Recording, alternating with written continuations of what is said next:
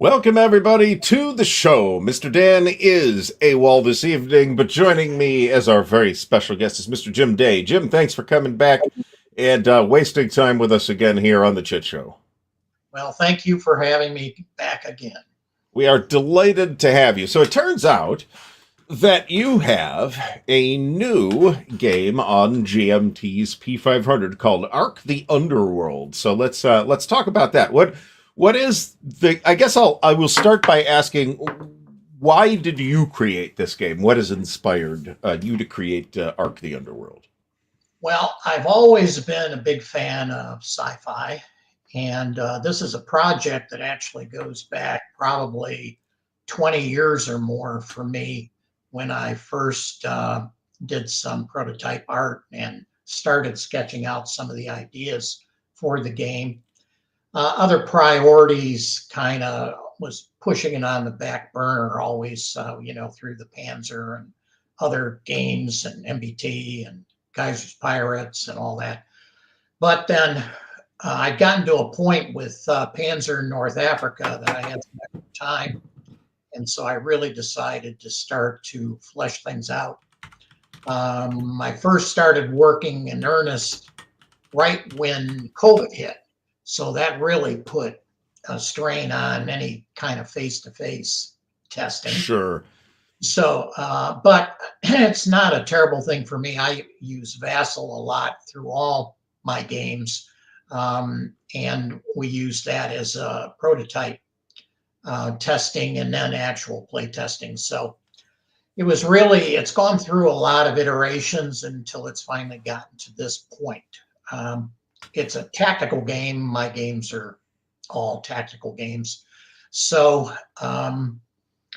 it's been a pet project of mine for a number of years, and talking with GMT, as we talked offline before we started the show, they've really started to get into more and more science fiction topics. So I thought, this would be a good chance. In keeping with how they present a lot of their games, it actually uses blocks instead of figures. Mm-hmm. And it's not just a counter game. Now they do use a lot of standees in their games, but this uses blocks for the characters and counters too. But that's I'm glad that it's finally seeing the light of day, and hopefully we can get more of the word out on it and push forward. Now, I noticed that, I'm going to ask about your controversial inclusion of polyhedral dice. But actually, I kind of want to talk about sort of the science fiction background that you've kind of built here for this game, because it looks like it's pretty well developed and pretty intricate. So tell us more about that and its inspirations. What kinds of science fiction was this inspired by? I wanted to do something that was also different than you see in a lot of other games. So it's not like, a space fight game between ships or on other planets. It's actually set in present day. And so there's Ark is actually it's a very secretive organization, Alien Response Command, that was formed way back in the days in the 50s when the first supposed encounters with aliens took place. But in the Ark world, they actually did take place. So this organization is very secretive and was formed to get involved and investigate these types of situations. So the basis, and they are a military organization that draws their teams from tier 1 operators and all of those groups of individuals. So they are going to this small town of Crawford because, as in a lot of the stories, all communications has dropped out, and they're going in there to investigate what's going on. So the aliens in this case, the Rezic or the Res, are actually terrestrial aliens. They're not from outer space in the sense that their ships have just landed. So they've actually been here on Earth for a substantial period of time. And in the context of the backstory, something has happened and it's forced them to come to the surface and try and get resources and that type of thing. So that's why they interacted with the town of Crawford. And now the ARC light team, there's ARC and heavy teams, but in this particular version of the game, it's only an ARC light team, are going in to investigate what's going on. Okay, I swear I was going to say, I remember vaguely seeing a movie as a kid where the alien invaders come from beneath the earth. But then I recalled that I think Steven Spielberg played it that way in his remake of War of the Worlds with Tom Cruise. Whenever that happened, probably 25 years ago now. But it's interesting because, as I think you pointed out, there are an enormous number of science fiction games kind of in the spaceships fighting other spaceships and galactic empires fighting other galactic empires. But there's really never been that many tactical science fiction games thinking about it. And a lot of the ones that did exist were kind of old, right? Like your Starship Troopers from Avalon Hill and a variety of different things that Game Designers Workshop did. Do you feel like that is an untapped, that is a sort of sector in the gaming hobby that has untapped potential? I think it does. I mean, I didn't want to do something that's already been done 1,000 different ways. And so this struck me as the opportunity to do something that hasn't been worn out yet. So it is a skirmish level game. So it's character versus character in the game. Now, all of my designs are tactical games, but this is very tactical. Okay. Well, man to man, yeah. Yeah. That's as tactical as it gets. And did you find that how much, because to me this looks very dissimilar from the previous work of yours that I'm familiar with, meaning basically Panzer. This looks pretty different. So how much of the mechanical backbone underlying ARC it can be traced back to Panzer or its ancestors? It doesn't look like much. Not a lot. It's different. It probably shares. The combat system uses polyhedral dice, and that goes back more towards my designs like Kaiser's Pirates and Iron and Oak. So I really wanted this game to be very interactive and that both sides were involved all the time at the same time. So when you as the phasing player are attacking an opposing character, you're rolling offensive dice, but they're rolling defensive dice. So I like games where you're not just sitting on the sideline, waiting for your turn to happen. You're involved throughout the entire turn, whether you're the phasing player or the defensive player. And it uses cards. It's a card assist game. Cards don't drive the game. Cards add to what's going on in the game. So you also have the opportunity, even as a defensive player, to be playing cards while the other side is running their turn. Well, that's just good design, right? Having been and as somebody who likes games where this is the way I tell this and it's not really particularly exaggerated. I'm done with my turn. See you guys in 2 hours. We're gonna go get some dinner, perhaps see a movie. And you guys will be done by 7 p.m. doing your movement phase. So the idea that both everybody at the table has something to do most of the time is considered in many circles good game design, even if monster gamers have not appreciated that yet. Yeah, you're involved because you're reacting to moves and actions taken by your opponent. So it's a very interactive game as opposed to, as you're describing, something where I can leave the table and come back later kind of thing. Right. You're there paying attention, watching what's going on, and responding to what's happening. Now, how are you using the polyhedral dice? Is it like a power level that's ranked by the die size type of deal? It's one or multiple dice that you're potentially rolling. There's D12, D10, D8, D6, D4s. and combinations of those dice, and I've worked out all the probabilities, and comparisons and all that. But it's always, even when you're rolling multiple dice, it's still the highest result is what's utilized. So you're not adding these. So if you're rolling a D10 and a D6, it's going to be the largest value that's on any of those dice, not multiple dice. And that's true whether you're rolling offensive weapons or you're rolling defense for your characters. It's always that comparison. It's greatest to greatest. Is that a mechanism that you've seen in like war games before? Yeah, I've used them in my games that I've designed before. And it does create good results, because I've been working on this game probably the better part of 3 years. So we tested it a great deal.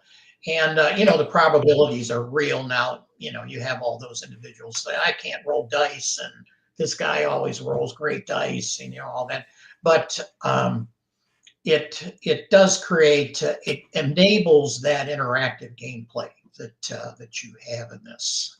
And, I think it provides a good look for the game. It adds another factor that you just don't see in every other game. Got some great sci-fi talk going on in the chat here. Yeah, I recognized immediately the thawing the aliens out from the Antarctic ice is a John W. Campbell story. But Lovecraft kind of did it too, right? Do you have... Oh, look at this. Here we go. Mr. Dan, the Dan Noodles, man. The Peter Lorre of wargaming. I like that. Yeah. Peter Lorre was awesome, man. Like Peter Lorre. Yeah. Sorry. And he was the same height as you, too. Just saying. Jim, nice to see you, Jim. Nice to see you, Dan. I wanted to have you here for a long time, and I think Artie did a great job. Thanks, Artie. Jim reached out to me, actually. I did almost no work except actually setting the show up this morning. Sorry I'm late, man. I was on the first time that I had this new title coming. I couldn't say much about it, but you had indicated to reach out once things were going. That, which brings up a good question. Is like how stern a conversation does GMT have with its designers to not start yapping about the upcoming project yet until it has been formally announced? Is that like a conversation that happens, or everybody just knows and is a good boy, or what? I've never had that conversation, but they do say, please don't share information until we announce it, kind of thing. I think it's known amongst the group that you're not out there spilling the beans until something happens. Right, exactly. So everything okay, Dan? And well, things are okay, but life. Well, here you are. So good. All is well, right? I will take the hit, at least partially, for this one, because I once again originally scheduled the show for 8 p.m. Instead of 7:30. Yes, and we fixed it before I knew what time it was on, and Jim knew what time it was on, and you knew what time it was on, but the public posts at 8 p.m. So I fixed it about 5 minutes before the show, and I wouldn't have noticed if Jim hadn't mentioned it. Jim, I thought you were an old goat. That's how far you go in games, and look at you all young and perky. For God's sakes, Jim, when did you start making games? It's been a while. 2 or 3 when my first game, no, it's been a while. My first title was published in 79. And that was Yaquinto? Yeah, that was back with Yaquinto. So it goes back a fair number of years, yes. I remember your work with Yaquinto back in the day. Although I never play, well, to this day, I still have never played any of these games. But I have a local guy who loves Panzer, so we'll get it played at some point. The original? No, the GMT version. Oh, yeah. As we've discussed previously, they are different in a lot of ways. Yes. Oh, okay. So Jim, I know this is going to be politically So Artie, you mentioned the Yaquinto Panzer being completely different. Well, completely different, I'm going to say, than the GMT Panzer. Now, Jim, is that because of years and you've bettered the situation, or something happened where that was awesome and this is less More awesome? awesome. It's more awesome. I think it's a natural evolution. I mean, the original Yaquinto Panzer was a Simove game. You actually had to write your orders for each of the units. So that created, very low density of the number of units that were on a side. It was probably 10 or 12 at the most. And games have just moved way beyond that concept of things. I mean, simpler is better nowadays, and I can't imagine anybody playing games that would be Simove nowadays. Well, and simultaneous plotted movement has never been a popular mechanic. No. And Jim, with all due respect, in a Panzer, the one from GMT, I mean, I've got them all. There's a hell of a lot of administration chits. So does that supplement all the writing down as it was before? Not really. I mean, the writing had to do with your orders. Now you use, the command counters to mark your orders. So the plotting originally was strictly what each of your units were going to do that turn. But, when you were moving, you had to, write one turn left, move one, turn right, all that kind of thing. So it was beyond tedious, even I say that. So it had to move on to something that was not quite. But even Panzer today, is a very deep game. So you have a lot of reference information that's there and you use. But it's easily managed, because once you play it a few more times, some of the counters you actually don't have to put down, and you know what's going on in that type of thing. And what was I going to say? MBT Panzer. What's your favorite? For lack of a better word, I don't want to say scenario, but what's your favorite concerning MBT and Panzer? Artie, let's ask Phil's question. Molotov Cockatiel asks if Jim has a personal favorite of all the tank games that you've done. And/or expansion. So I would, you could count whatever you want. I would say certainly now Panzer North Africa is really the game. It has been very warmly received. Yes. So, and so I would say that, again, as that came out after all of the MBT and the MBT expansion. So, things continue to evolve, even though they're not brand new titles, like moving from Yaquinto to the current. But you still, see, well, I can adjust this, I can do this a little bit better. But I would still, I would say Panzer, of all of them, it would be Panzer North Africa. So you're a World War II guy, right? Actually, up until I'm saying that, I was more contemporary, the MBT era than World War II.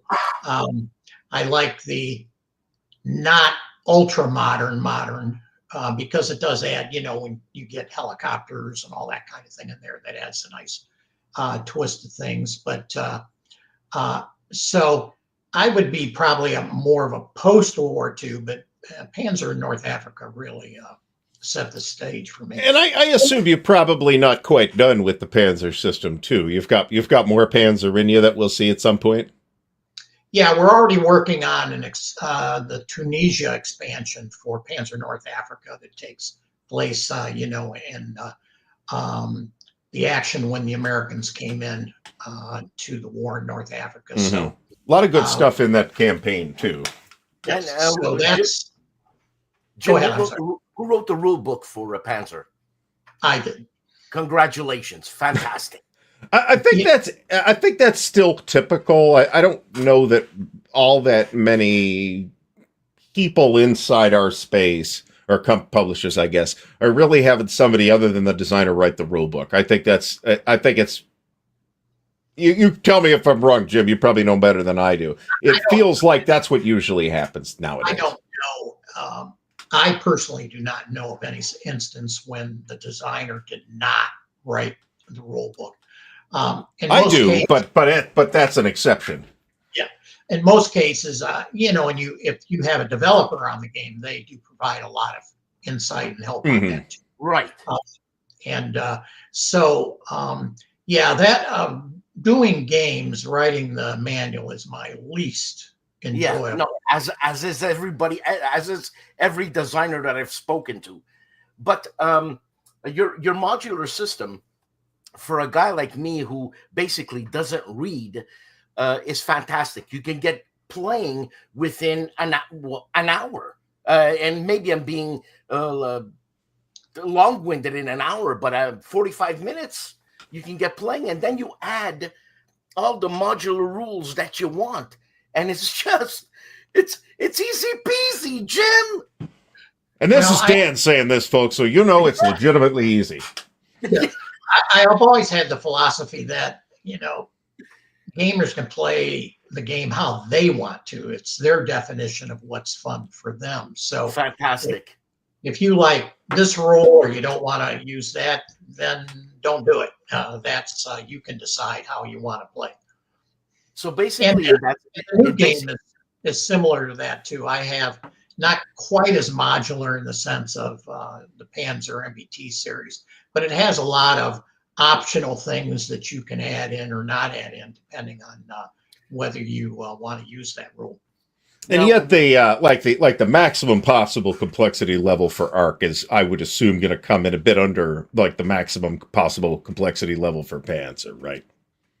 Oh yeah, I mean, Arc is nowhere near as complicated as Panzer. So Arc would be equivalent to pretty much the basic game in Panzer. Okay. Now that's the rules is that level. Now the tactical play of the game is a different story. How well you play the game makes the big difference. It's not overly complex as far as, how do I shoot or how do you defend or how do you do that? But, get in any skirmish game, tactics are the killer. Either you're pretty good at it, or you're not. And if you're not, it's going to play out that way. Mm-hmm. Now, Jim, are you a military person? No, I didn't have the honor to serve, given the timing of things going on when I was younger. So no, I actually never did serve. Now, all the stats on when you get more advanced in Panzer, angle, what type of ordnance you're using, that's a hell of a lot of detail for a guy who is not in the military. So, is this all your research? Angle, speed, drop? Yes, a lot of reading, a lot of research. Some trial and error, but it's a lot went into putting it together. So you're an engineer, I guess, eh? No, actually, I worked as a healthcare administrator for most of my career. I put stuff back together one way or the other. I love it, man. I was an accountant coming out of undergraduate school. Jesus. But working with numbers, so you see, that's. I see. Okay. So that worked. But I mean, and why tanks and why tactical? Well, I think the first time we were together, I mentioned my original interest was in naval, and back then there wasn't a lot of naval games available. You played with large size miniatures. You play it out on a, almost like a basketball court to have the ranges and that type of thing. So it didn't afford a lot of gaming opportunities. So I kind of said, hey, tanks, that's kind of like ships on land. So That's how I kind of migrated from naval to armor. Man, the Germans would have loved you in 1940. Speaking of that, though, the other part of the question there was you have designed primarily, if not close to exclusively, in the tactical space. Yeah, I've always enjoyed tactical games. Number one, and that's pretty much when I play games, they're tactical type games. I mean, I play some other that are, that wouldn't be, but my main interest is, is tactical games. Has always been tactical. Mike mentioned, I think we talked about this last time. It was Tyrants of Rome. What was your involvement in that again? Remind me. I was a developer more than designer. Unfortunately, when I then submitted the game to the publisher, they went in and changed some things that totally changed the play of the game. That really made it from not a bad game into something that was essentially terrible. I was pretty disappointed that they did that. I think they thought it was going to make it simpler, but it actually, I think they didn't like all the die rolling, so that some of the things they did cut that down. And but it totally changed how the game played. Dan? Well, I'm looking at Tyrants of Rome. I didn't know Jim had done this. I didn't know. This came up last time, as I recall. Another one, let's see here. Thomas Harrison asks, I think we talked about this too. I think you play shooter type video games as well. And if you have anything to say about Battlefield 6.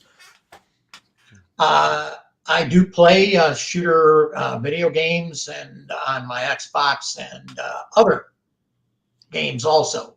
But I've not played Battlefield. I'm more Call of Duty as far as Battlefield.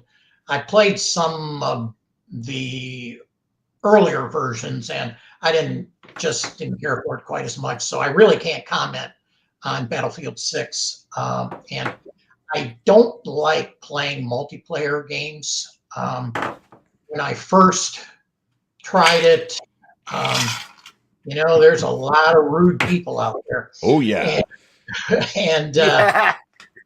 And it, I'm playing Xbox for fun, and that wasn't fun. You get out there and everybody with no inhibitions and everything what they're saying to you, and it just isn't. Now, I think they monitor it a little better now than they did back then, but I don't know. So multiplayer is just not my thing.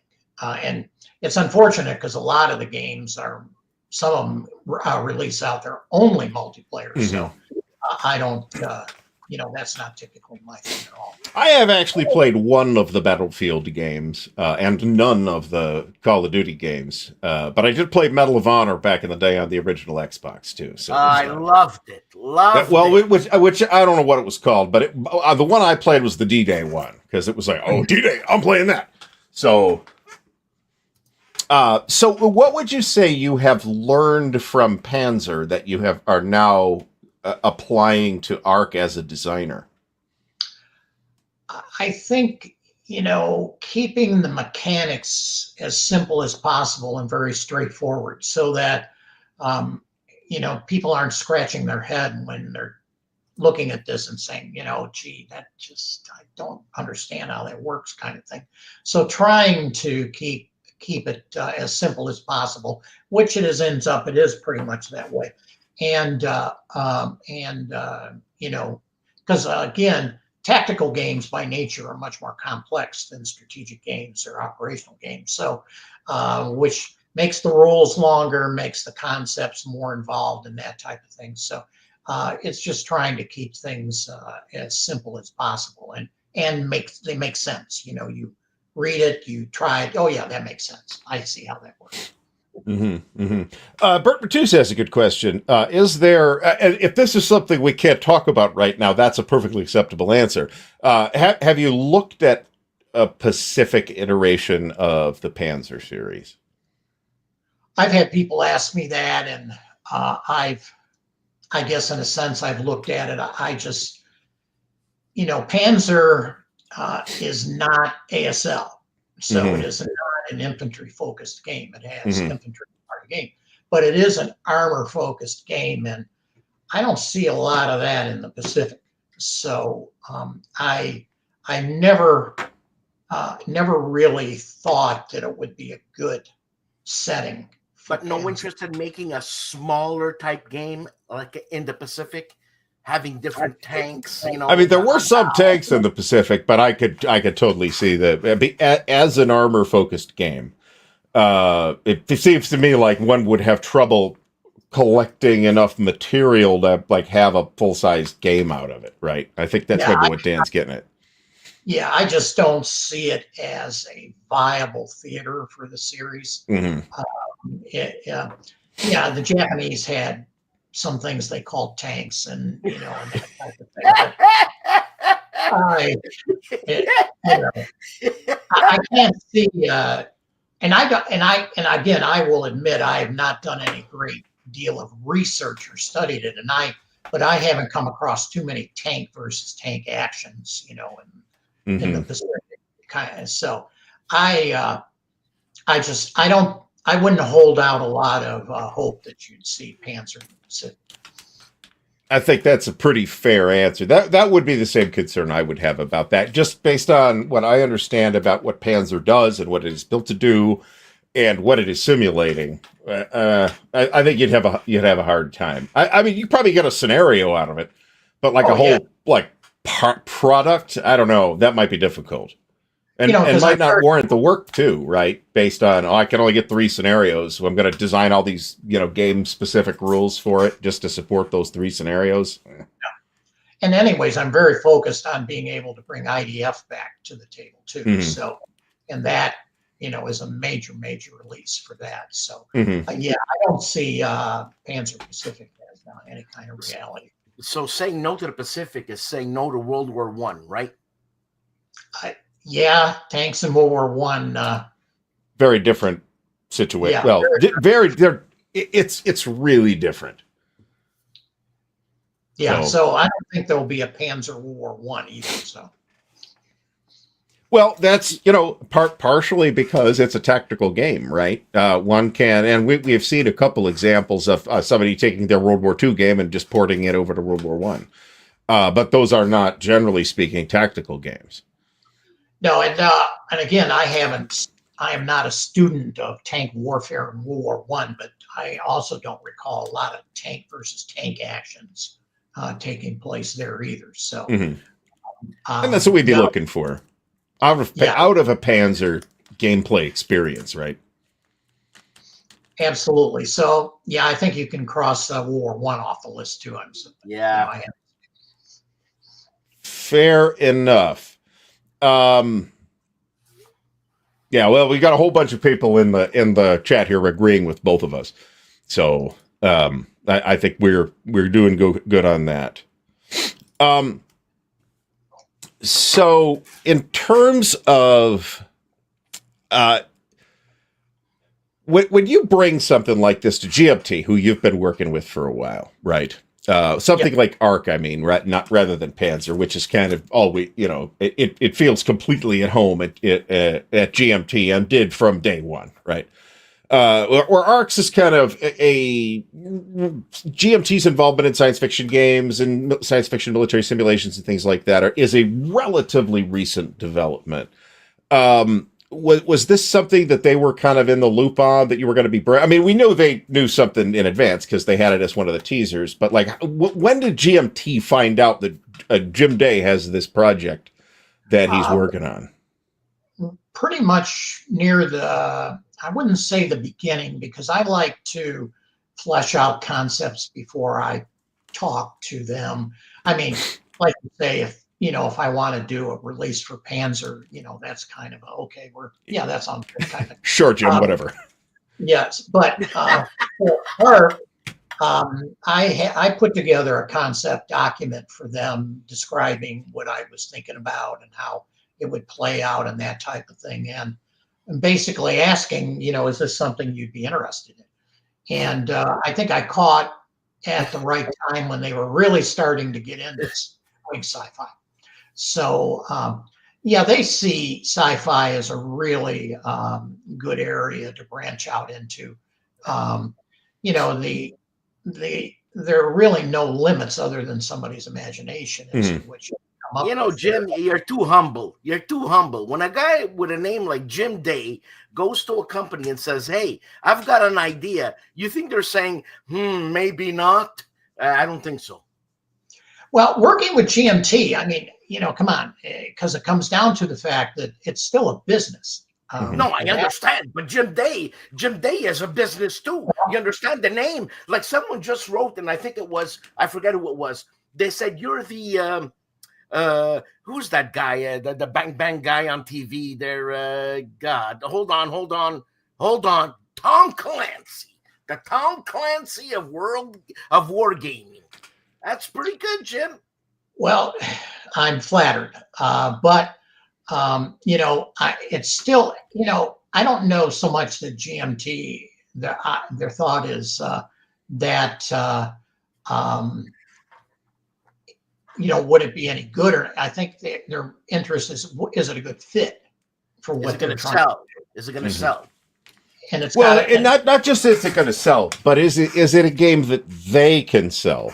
Given the dynamics of their market footprint and their relationship with distribution and retail and all the other variables that go in. If a GMT can't sell a Jim Day product. Well, no, right. I mean, in this case, it's just an easy decision, though, right? It's still a decision. It's just whatever Jim would like to do is cool by us. But you really touched on it. Does it fit their market and what they're trying to do? So, so that's why I proposed the idea to them that would be something they would be interested in. They were, and because again, it wasn't something they'd already done and that they had done already. So that's how that. Was your first project with GMT Kaiser's Pirates? This is Mike's question. So. Really? Yeah, my first game with GMT was Kaiser's Pirates, right? Yes. That sounded right to me, but I didn't look it up either. So I mean, that's pretty obscure itself if you're thinking about that Kaiser's Pirates compared to a tank game. I don't know about that. I've seen plenty of people playing and talking about Kaiser's Pirates. It's not particularly obscure. It did, after all, come out from GMT. But it does. I mean, with Panzer, you've got like a whole product line and stuff. It feels more massive, you know. Yes. Well, Kaiser's Pirates allowed me to get back to my naval interest. But again, I wanted to do something that hadn't been done the way it was done. Not that somebody hasn't done World War I Raiders before, but the whole idea in Kaiser's Pirates that you're playing both sides at the same time was very unique. And that's, I think, what separated that game. It's funny because designer Karel Paradzi of the No Retreat series was pushing Kaiser's Pirates at me one of the first times I met him. He says, "Take this. This is the one you got to get." And the nice thing with Kaiser's Pirates, too, which back in the day, now there's much more emphasis now, but it has a great solitaire module to it. Now, it's much more common with games. But that was a big plus for it also in being able to play solitaire. So what do you think about solitaire? Are you a solitaire guy? Well, let me ask a different question that is basically this question. It is to focus on arcs for a minute. What sort of solitaire? Because I noticed that it's got a 3 out of 9 solitaire rating. So what does that really mean in terms of how soloable is it? And what challenges did that create or that you had to deal with during the design process? I think it doesn't help the game in that sense because there's a lot of solitaire gamers out there, but the gameplay aspects of it there's hidden movement elements of it that are essential component of the game itself. Now, it's not so much playing a hand of cards, you can manage doing that, but the hidden unit part of it, which is a key part of the game, is kind of hard to do solitaire when you know where everything is and what everything is. Mhm. So if that was not the case, you could certainly play both sides hand of cards, because depending on the situation, some of them are pretty straightforward. If you're attacked, you'll want to play this defense card kind of thing. So you're not really giving anything away necessarily. But the hidden movement part of it and the discovery of units is a key element of the game. And that's kind of hard to surprise yourself playing the game doing that. So Jim, you're a video game guy, eh? You're a video game guy? I play video games, yes. Okay, so is this game influenced by Mass Effect? No, I would say not. No. Okay. That wasn't a question I was expecting, but because I'm not really seeing a Mass Effect thematic crossover here, Dan. No. I don't know. But, Honestly, what reminds me, just based on the map, honestly, the map reminds me a little bit of like some of the art's nicer, of course, like the old TSR battle mats that they did for certain games when TSR was doing those games. That's kind of what the vibe I'm getting off the map. It's nice. I should pull this up actually, so we can actually see the map I'm talking about instead of me just talking. Yeah, that's a section of an area of the town of Crawford.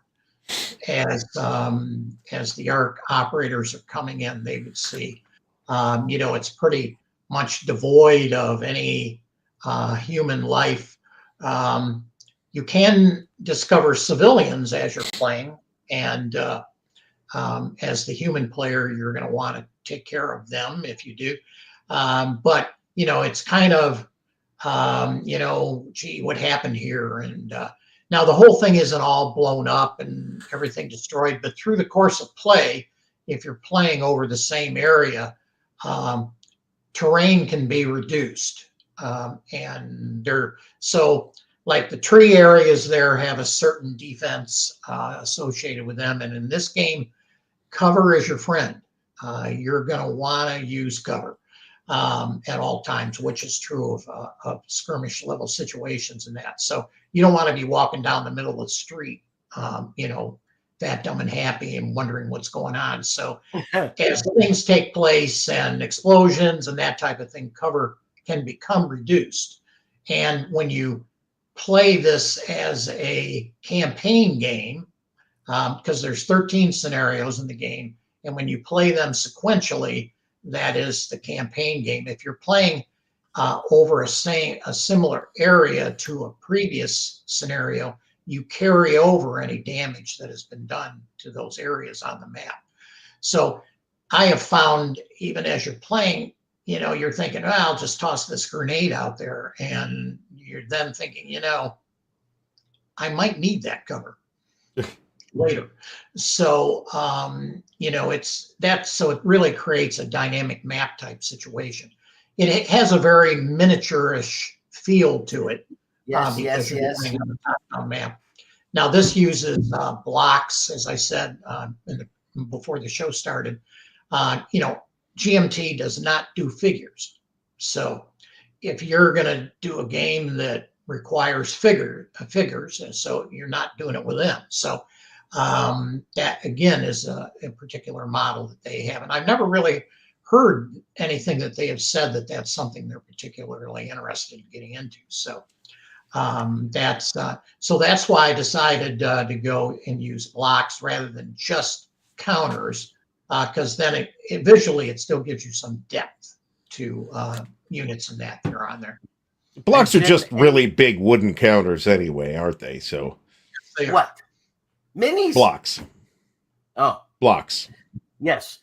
Jim, 2 questions. One was asked by a commenter, the square square grids and not the hex grids? Ah. And Yeah, what is there- motivated that? I was going to ask that next, actually. Oh, wait, I got another No, question. go ahead, Artie. Dan. Ask part two. Go ahead. Go ahead. Go ahead. Jesus. Oof. Oof. And Jim, any Herman Lutman influence here In what respect? in the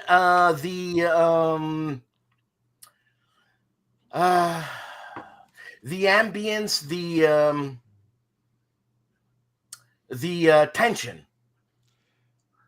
I suspect the answer is going to be that both Herman and Jim are responding to their own influences that lie in the same body of science fiction of the past. Okay. Yeah, I'm not actually familiar with any of his games. Okay. I've heard very positive things, but Yes. I'm not. I actually don't, as a practice, I don't cruise a lot of other people's games because I'm specifically for the reason I don't want to maybe subconsciously do something that they've already done. Now, the question on squares instead of hexes don't do real well with buildings. So that's why I decided to go with squares. Hexes just don't, you either end up with terrain that is almost in a hex, or you end up with buildings that look pretty strange. So that's why I decided to go with squares instead of hexes. So Players of Champions and GURPS are probably going to understand exactly what you mean. Mm-hmm. So Jim, in this situation, squares were the answer. How does movement work in a square environment? Well, you move from square to square, and you can't really see unless you really zoom in on the map, but each square has that little white box, and there's information in that square that is, so we bring it up here. +1, 0 +1, yeah, okay. No, it's a dot. So the first number, the blue, is what defense the square provides. Right. And the second number is the movement cost. So if you're moving from square to square, you would pay the movement costs of the square you're moving into. You can never move more than 2 diagonal squares in a row. So that actually ends up making the combination of orthogonal and diagonal movement come out exactly the same if you're going to a particular location. So that's one limitation you have. You cannot move more than 2 diagonal squares more than at a time. You'd have to put an orthogonal move in between there. So as you see, there's 8s and that is the covered die that you're rolling. Because so in this game you have D4, D6, D8, D10, and D12 dice. So you're going to roll. That number is the cover die that you're rolling, and this map actually has a couple of edits that would need to happen because those red 8s should actually be blue because the. And what's the parentheses? The parentheses means that square blocks line of sight through it. Okay, and how does line of sight work with square the hexes? That's why you have the dots there, because line of sight is from the center of a square to the center of a square. So it's just like Panzer. It's an absolute in that it's not if you're going through a piece of terrain or that type of thing. So it's whatever the terrain is in that square, and it's dot to dot, not corners and that type of thing. Okay. So that's how you measure line of sight. With squares, and in the case of this game, 45s are the key angle that you're dealing with. So that's what you kind of have to learn, which is different than hex games. That measuring on the 45 degrees is what you're focusing on here. So that's how you measure line of sight. It's from dot to dot. And I guess makes sense to me. Different scales different scales in this game, or is it really that tight? The scale is, it's skirmish level.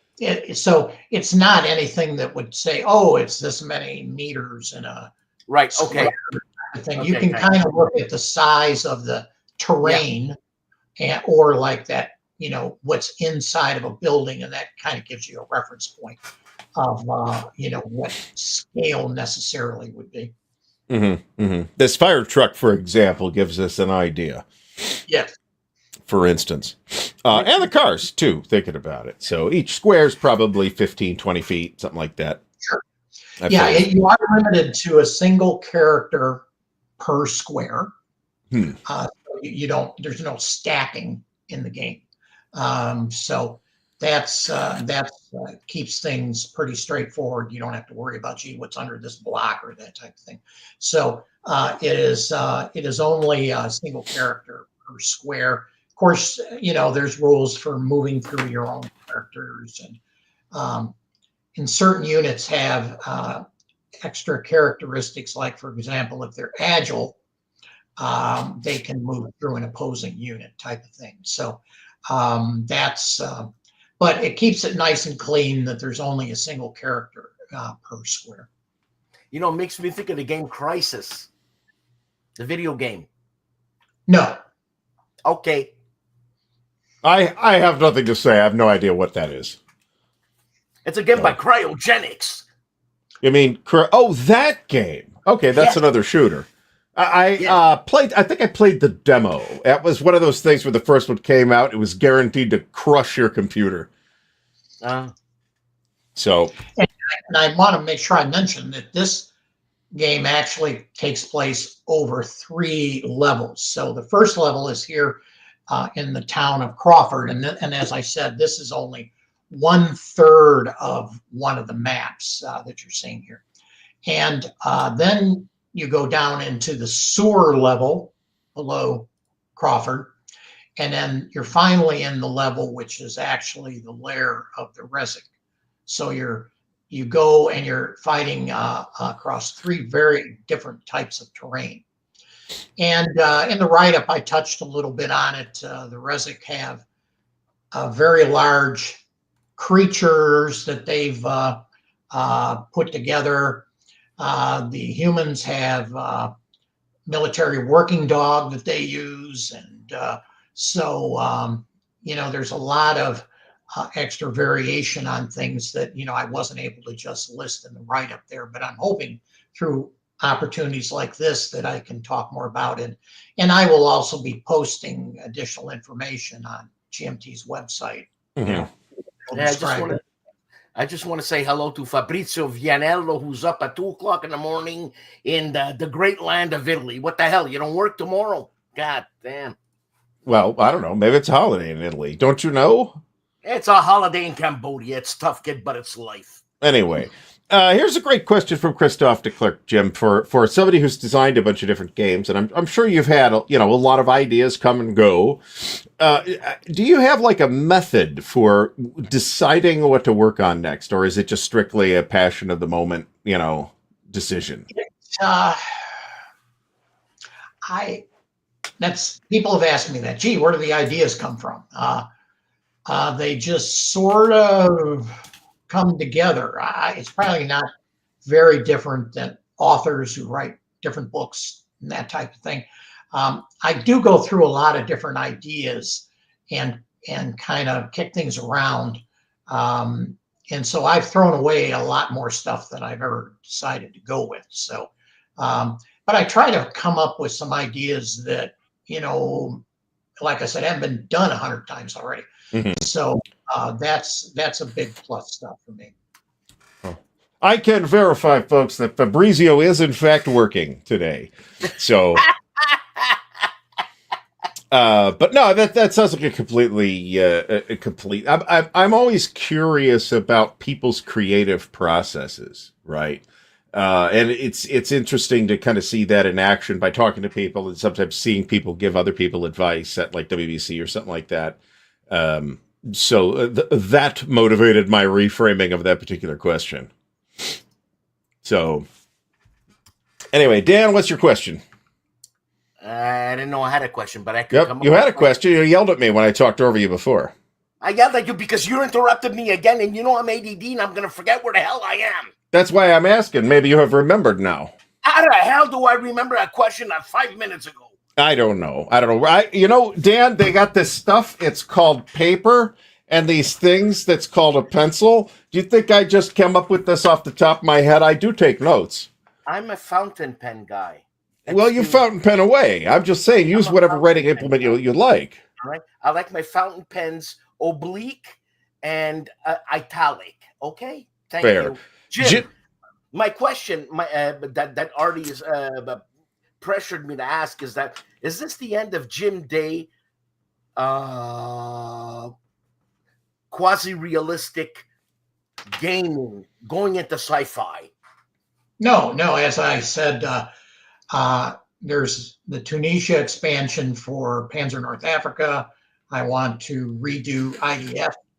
So it is certainly not moving away from what I have done. It's just a different topic that I wanted to do. But I'm still very much committed to those other games and getting them completed also. We've had a lot of interest expressed both for Tunisia and IDF. So I was going to mention IDF. Yeah. Okay.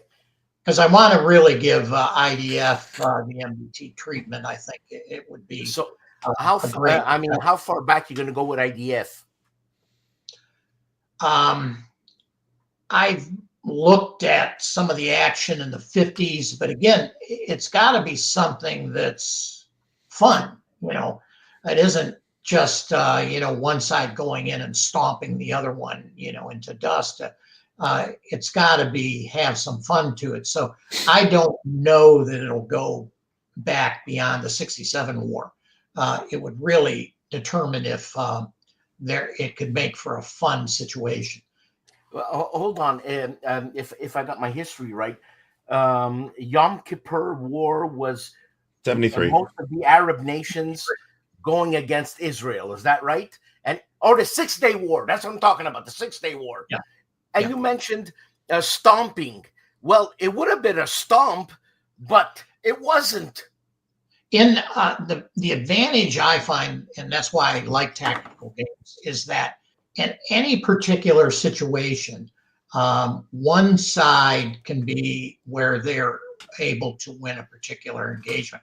I mean, even when the Germans invaded Russia, and that wasn't exactly close, there were still situations where the Russians were able to tactically win a particular engagement or whatever. That's the advantage tactical games really do have. You can create situations within the framework of a game that either side has a reasonable chance of winning.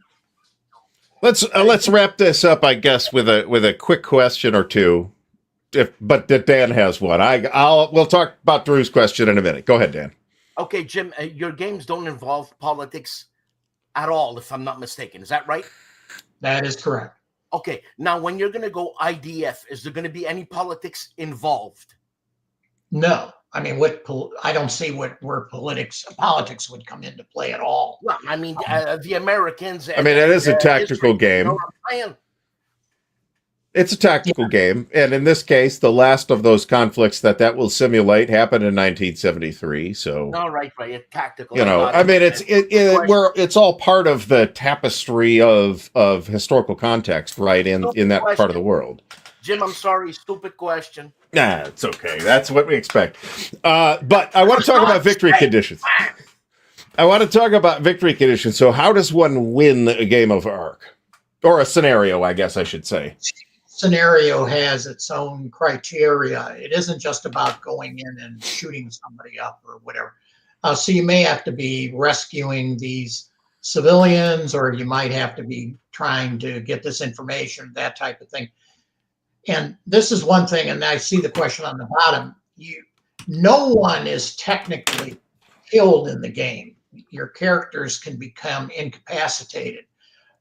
And then they can reappear later. So, because there's 16 human characters, And obviously, if you're playing over a series of 13 scenarios, you probably, if people truly perished, they would be gone. So a character is only ever incapacitated, and then they can reappear in later scenarios. Also, there's RPG elements involved in this game. In what respect? Is there? In terms of, you have 16 characters, so these 16 individuals have a life, meaning that one shot in the head, well, they must have skinned it, and they're alive still. And you know what I'm saying? To some extent, though, Dan, we have kind of always had a role-playing element in a lot of actual war game play. Yeah, you're right. Now, it's usually not in the book. But I can think of like SPI exceptions where you have, when you issue the SPI's War Between the States, for example, gives you the actual rule for the Emancipation Proclamation is you have to stand up and proclaim the Emancipation Proclamation. It's only fair. So in that context, sure, you're going to personalize the characters that you're playing, maybe talking funny voices and stuff like that. We won't be busting out my Churchill impression this evening. You know what, Artie? When it's the announcement of the Emancipation Proclamation, you're actually going to be sitting down? What's the matter? No, I believe you have to stand up. I think that's actually in the rule. I might be misremembering that. Stand up. Yeah. This is a great example, actually, is John Butterfield and I forget who else. Freedom of the Galaxy. All right, last question, Jim. Since you two are in the glorious state of Ohio, do you ever get to take advantage of any of the many gaming events that we have here in the state? Since I have moved back from Maryland, I have not gone to anything. I think I would like to, of course, but Origins is in Columbus, right? Mm-hmm. But I don't know if they have a real large war game footprint. There may be. I'm not familiar. There's 50,000 people. You don't want to go there. It's not 50,000 people. It was like 19,000. But yes, we have in fact, the wargaming area in Origins is actually dramatically increasing in size each year for the last 4 years. And then Gen Con, of course, was right next door in Indiana. That, of course, there's not a lot of war game. Yeah, but then I watched the videos at Gen Con, and it's like, hey, there's 50,000 people. At the convention? No, in this room right now. You're looking at the pictures going, oh my God, there's going to be like a balcony collapse, and there's going to be thousands of casualties. Oh my God. It looks horrifying. Anyway, with Jim, we got to talk about Origins then, because I know the people to talk to for that particular question, and we got to get you down. Okay. So, Dan, any final follow-up question? Jim, you're amazing. Really, truly, really amazing. Well, you flatter me, and I very much appreciate that. Thank you. Dan is very good at that. All right, Jim, thanks so much for doing this with us once again. We're sure to have you back at some point in the future, hopefully not too far away. And hey, maybe we'll even see you at Origins demoing Panzer next year. That would be sweet. 50,000 people. 19,000 people. That's Gen Con. Origins is 19, maybe 20 next year. The amount of hemoglobins and shemoglobins floating in the air for you to get diseases. Oh my God. You know what? I got sick twice at Compass Expo to throw like 150 people. And I've never gotten sick for more. I actually did get con crud once, but it wasn't COVID. So anyway, we'll talk about that at a later time. Everybody have a great rest of the night. Once again, Jim, thanks so much for joining us. Thank you very much.